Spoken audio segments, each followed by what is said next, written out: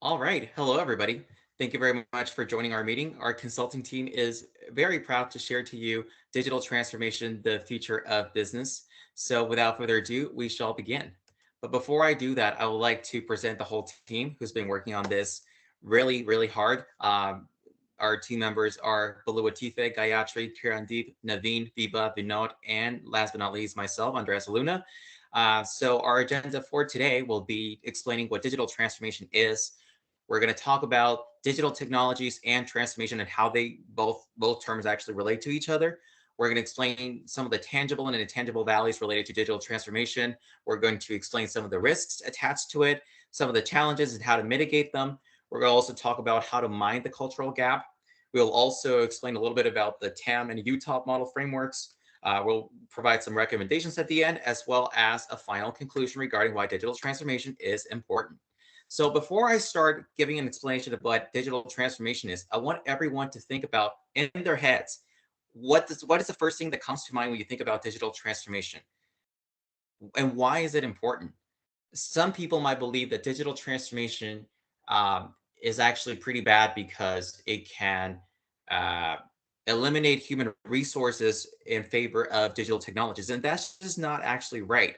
So as we go on in the presentation, I really hope that you can absorb some of our concepts and how will these actually benefit organizations. So before I give out an explanation of digital transformation, let's first talk about digital technologies. Digital technologies can actually be defined as the set of computing, data, communication, and connectivity technologies. Some of the most common include social media networks, cloud computing software, data analytics, and mobile technologies, just to mention a few. They are characterized by performing a wider range of functions within a single device or mechanism, while also being capable of storing, transmitting, processing, and displaying digital content in real time. How do these relate to digital transformation? Well, I'm glad you asked. They actually, without digital technologies, we wouldn't be able to have digital transformation to begin with. Digital transformation utilizes digital technologies to improve any or all aspects of human life. In a business context, it utilizes digital technologies to generate business improvements such as strengthening customer experience, building up new business models, and allowing organizations to reimagine their business digitally. As a matter of fact, if you look at this little table right here from the Digital Marketing Institute, so various large firms were actually surveyed as far as what are some of the main goals related to digital technology. And without a surprise, the two main ones that are mostly concerned with are customer experience and technology infrastructure, which is exactly what digital transformation is targeting. Is just to find a way to enhance customer experience. How are we going to do that? Well, there's some tangible and intangible values, which my colleague Gayatri will explain. Thank you, Andres. Now I would like to talk about some tangible and intangible values which digital transformation can bring into an organization. First, we will understand about intangible values like increment in revenue, resource cost savings, productivity gain, and process improvements. The most prevalent benefit kind and a reasonably wide group is the increment in revenue. Increased income is an advantage when a project directly impacts the organization's profit. In addition to that, income might come from product launches or offering an incentive to current clients are some examples of increased revenue. Sometimes customers are forced to undertake a manual solution due to system difficulties. Correcting the faults may result in fewer manual processes and can increase the productivity. For instance, enhanced application performance or resource time reduction and enhancing processes reduces the time required to complete an activity, which frees up the capacity to do other activities. Moving forward to intangible benefits, audit recommendation, enhanced usability and increased user experiences are some intangible benefits which digital transformation can bring to any firm. Usually, audit results are connected to a process that is not functioning correctly or to or to the absence of adequate controls. Therefore, in the presence of advanced or required software, a firm can avoid those errors during audit. The purpose of many IT program is to provide an user-friendly UI or interface that makes it easier for system users to use the system's capabilities, which makes it really user-friendly to its users. Now I would like my team member Vibha to continue. Vibha, please continue. Thank you, Gayatri. I would like to speak about risk involved in the digitizations. In present era, majority of the organizations are being digitally transformed. Because of this ease it brings to the technology business operations, but it brings some of the risks which we are discussing in this slide, like cybersecurity. As organizations move towards the remote work, digital processes, and cloud-based technology, the level of the risk they are exposed to the naturally increase. Cyber theft can be one of the major concerns that occur through digital transformations. Basically, there are various unauthorized users servers available on the digital platform that hack or theft the confidential data of the company. For example, like we have a banking industry opts the digital transformation for managing their data. There are data confidentiality risks that could be occurred, and it impacts the organizational productivity. Without proper software security system in place, a breach in cybersecurity is a considerable risk to the data from business age consulting and its client. Next, we'll discuss wasted resources. In this, depending on the scale of the digitization's effort, digital transformation can be very costly. Changing an entire organization's technology by formulating new hardware, softwares can be a substantial financial burden, or it may worsen if the promised results will not be able to continue. Next, in the cloud computing, like although not new, the danger of moving or sending data and frameworks to the cloud designs keep on developing. So the changes in the organization need to perform monitoring and analysis of the informations about applications, services, data, users. Without using network-based monitoring or the logging, it is available for non-premise IT. In compliance, new government guidelines can present uncertainties and difficulties that increase the risk of the new taxes or the provisions of the equipment, softwares, and the devices in the organizations. Next, in the workforce, like every person is not same, and the employee in the organization is not same. Like some will like or love to adopt the digital transformation changes, and some will not. So it increases the risk of adaptivity with the digital transformation. So giving proper training to the employee can mitigate this kind of risk to the workforce. Next, in data breaching or infringement occurs when malicious insiders or external attackers get unauthorized access to sensitive data or the information such as medical records, financial informations, or personally identifying information. This risk, if organization identified and take into the considerations will while transforming this business digitally, can be eliminated. I would like to invite Vinod to continue on challenges. Thank you. Thank you, Vibha. So I'm going to explain about the challenges and its mitigation. So the first one is the perspective of stakeholders. The stakeholders' viewpoints are the most common difficulty faced in finance. Traditional accounting standards have been used to indicate the company's performance since they can be physically traceable and accounted for. All accounting activities that are difficult for stakeholders to understand will be automated through digital transformation.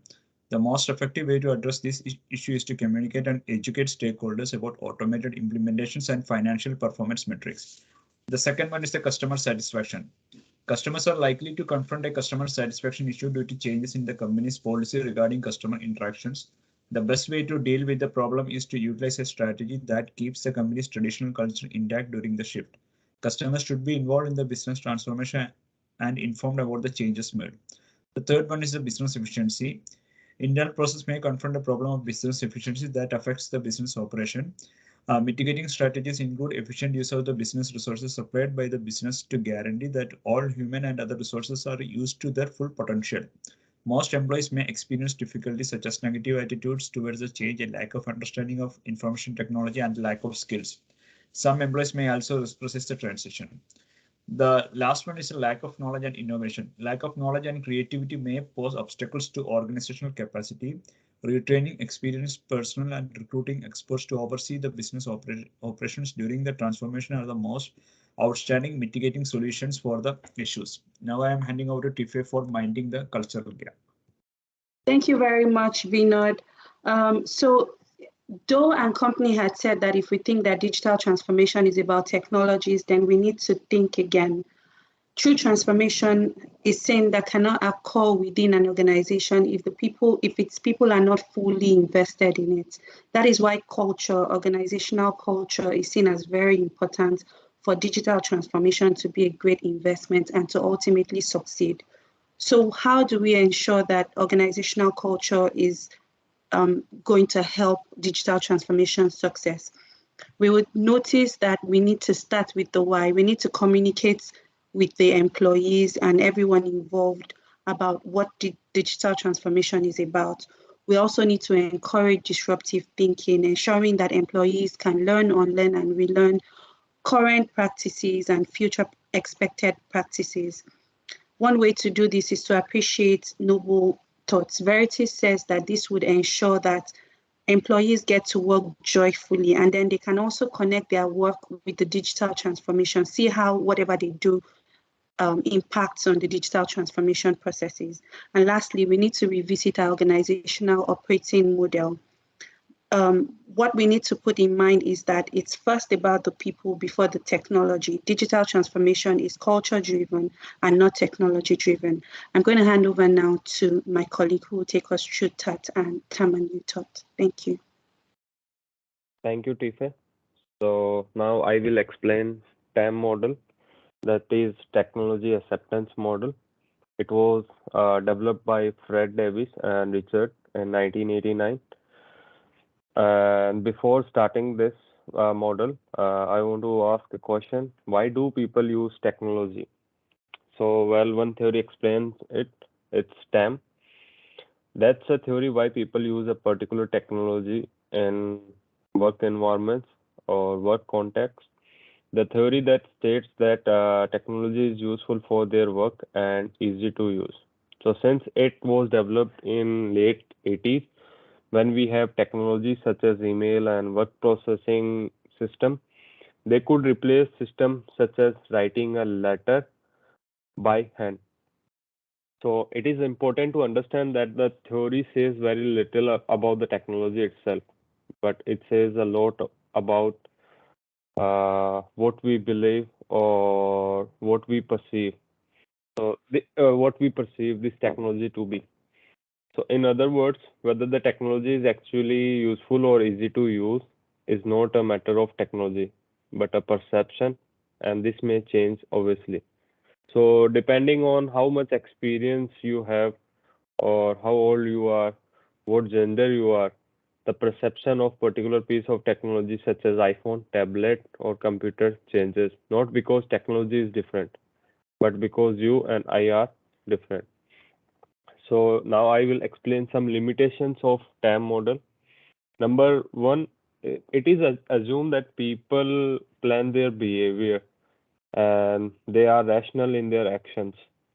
So this means it is assumed that we actually evaluate usefulness and ease of use of a technology when we develop intentions to use it, and therefore we use it initially. So the problem with that is people are not entirely rational in their decision making and in their behavior.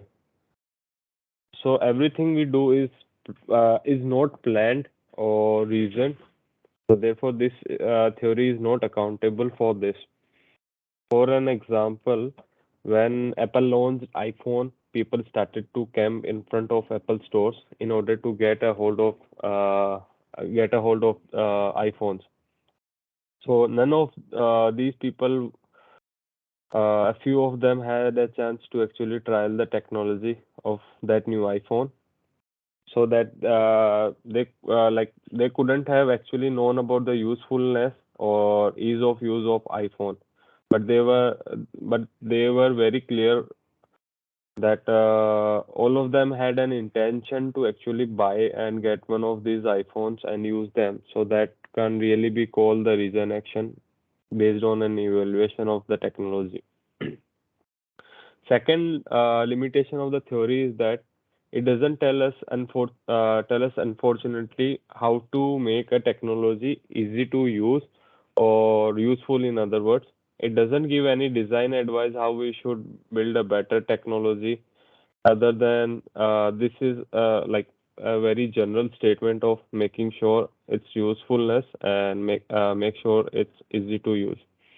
So uh, um, I'm pretty sure that all technology is designed to that extent, but as we all know, not all technologies are actually useful or actually easy to use, which is why there are no alternative theories that suggest different reasons why people adapt new technology.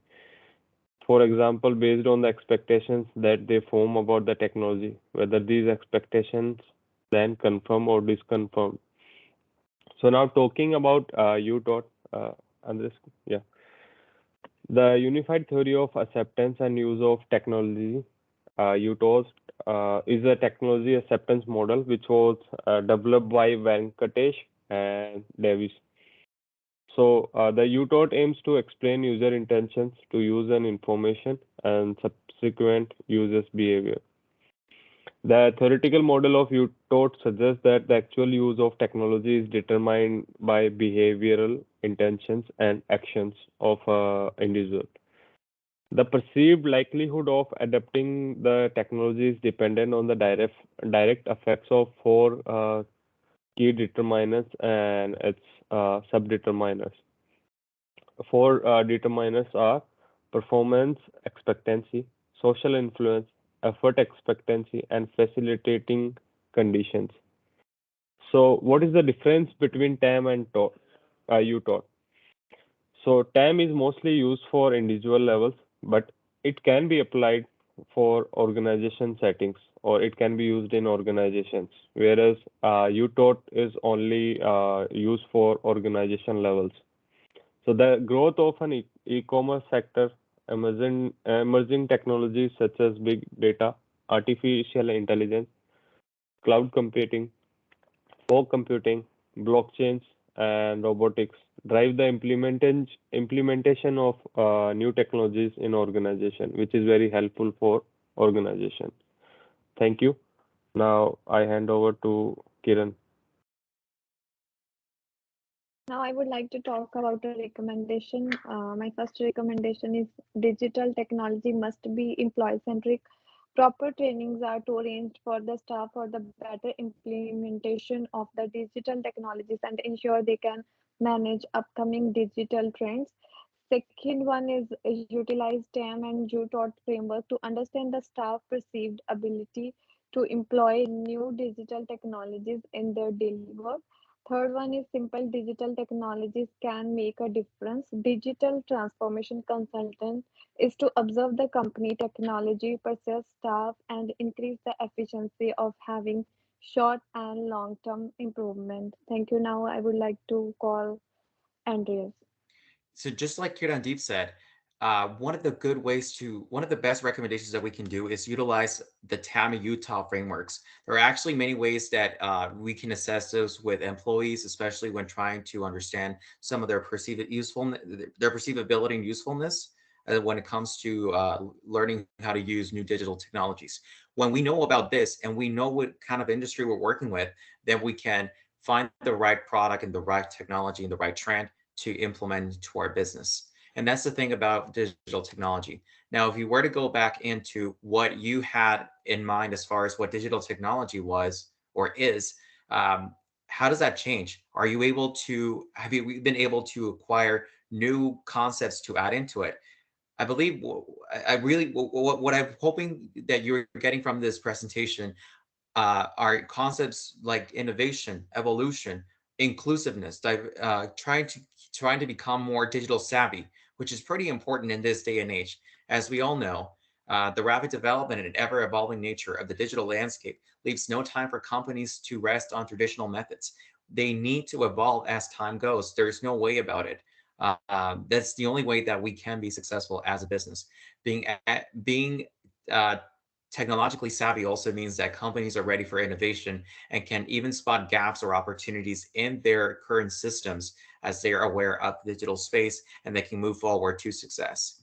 So this is pretty much what digital technology should include. And I really hope that you guys were able to have a much clearer picture of digital technology and that you're definitely looking forward to implementing a digital transformation initiative. Thank you very much.